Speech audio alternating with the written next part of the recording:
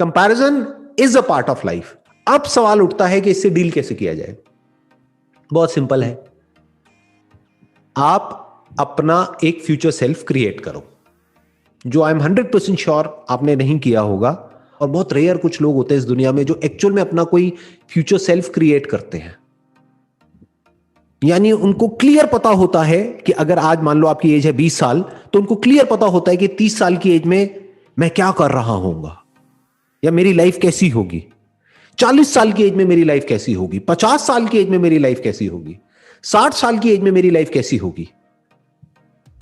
और जब 60 साल की मेरी एज होगी और मान लो मैं किसी पहाड़ की चोटी पे बैठा हुआ हूं, देख रहा हूं दूर तक, जहां तक भी नजर जा रही है, और मैं अपनी लाइफ पर रिफ्लेक्ट कर रहा हूं कि मैंने अपनी लाइफ के पिछले 40 साल 50 साल कैसे जिए, तो उस वक्त क्या मेरे अंदर रिग्रेट होगा या खुशी होगी? एक सेटिस्फैक्शन होगी कि मैंने अपनी लाइफ को ढंग से जिया है। तो वहां से शुरू करो, उससे अपने आप को कंपेयर करो। 10 साल बाद जैसे भी आप अपने आप को देखते हो, क्या आप वैसे ही रहोगे जैसे अभी हो, या सब कुछ बदल चुका होगा? इसको इस तरीके से देखते हैं। अभी इसको समझना बड़ा मुश्किल होगा अगर मैं 10 साल बाद की बात करूंगा। 10 साल पीछे चले जाते हैं। 10 साल पहले आप जैसे थे और आज जैसे हो, क्या वो सेम है या बिल्कुल अलग है एक दूसरे से? अलग है, बिल्कुल अलग है। कुछ चीजें हैं, बस कुछ सिमिलैरिटीज हैं, बाकी आप कह सकते हो 99% बिल्कुल अलग है। 10 साल पहले आपने सोचा था आज आप जो भी हो, जिस भी लेवल पर हो, जो भी कर रहे हो, ऐसा कुछ कर रहे होगे? नहीं, बिल्कुल भी नहीं। Impossible, right?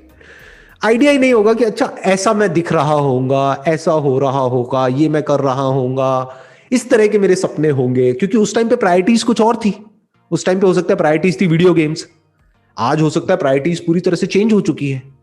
आज हो गया करियर, उसके कुछ टाइम बाद में हो जाएगा मान लो शादी, फिर हो जाएंगे बच्चे, फिर प्रायोरिटी एकदम से चेंज हो जाएगी 10 साल बाद। आज जो आपके लिए प्रायोरिटी है, 10 साल बाद जो आप होगे उसके लिए वो सब एक मजाक के जैसा होगा। तो अपने ही फ्यूचर वर्जन को क्लियरली देखो, उसके बारे में लिखो और क्लियर होते चले जाओ कि एग्जैक्टली 30 साल की एज में मुझे क्या अचीव करना है, और आज उसकी तरफ एक्शंस लेते चले जाओ और उससे अपने आप को कंपेयर करो। Comparison is necessary, because without comparison there is no thought, there is no mind. क्या बिना कंपैरिजन के थॉट एग्जिस्ट कर सकता है? नहीं। Comparison between this and that, comparison between big and small, ये सब क्या है? मेजरमेंट ही तो है, ये कंपैरिजन ही तो है। Comparison between yesterday and tomorrow, comparison between what I am and what I want to be. This is all the realm of thought and mind.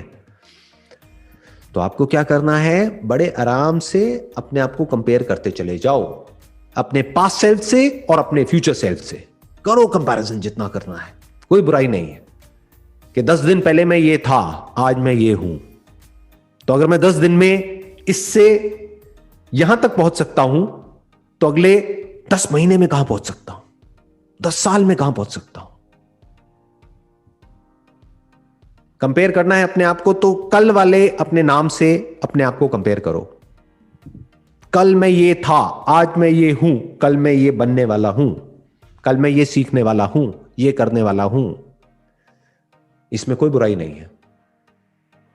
इससे आपकी ईगो भी नहीं बढ़ेगी, इससे आपकी सेल्फ एस्टीम बढ़ेगी। डेली बेसिस पे देखो कि मैंने क्या अचीव किया, मैं कितना आगे बढ़ा। कंपेयर करो, मेजर करो, बिकॉज परफॉर्मेंस को बढ़ाने का तरीका क्या होता है? मेजरमेंट। अगर आप मेजर ही नहीं करोगे तो परफॉर्मेंस कैसे बढ़ेगी? सोचो,